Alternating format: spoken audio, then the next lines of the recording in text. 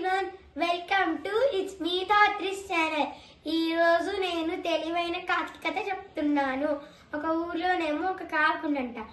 కాకి ఒక రొట్టె ముక్క దొరికింది. ఆ రొట్టె ముక్క తీసుకొని ఒక చెట్టు పైన కూర్చొని తింటూ ఉంది. అటుగా వెళ్తున్న నక్క పైకి చూసింది, చెట్టు పైకి.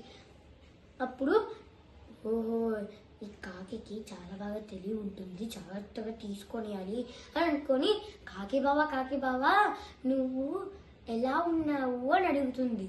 నేను బాగున్నాను అని చెప్పదు, ఇట్లా అంటుంది.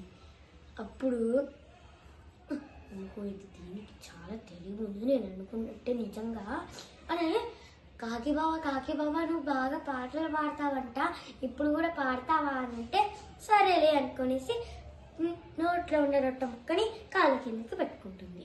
అప్పుడు కావ్ కావ్ కావ్ కావ్ కావ్ కావ్ అని అంటుంది.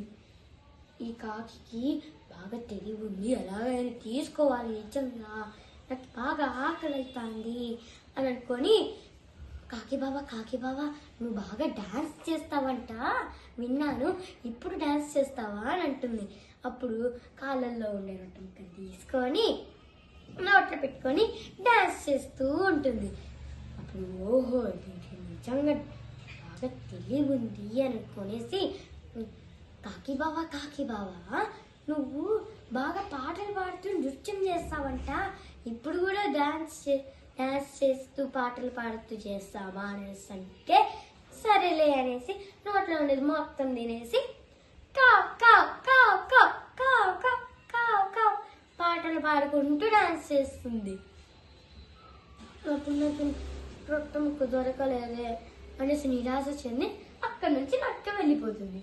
మీరు విన్నారు కదా కాకి కథ. మీకు నచ్చితే మర్చిపోకండి, లైక్ చేయండి, షేర్ చేయండి, కమెంట్ చేయండి, సబ్స్క్రైబ్ చేయండి, పక్కనే ఉన్న బెల్ని కొట్టండి.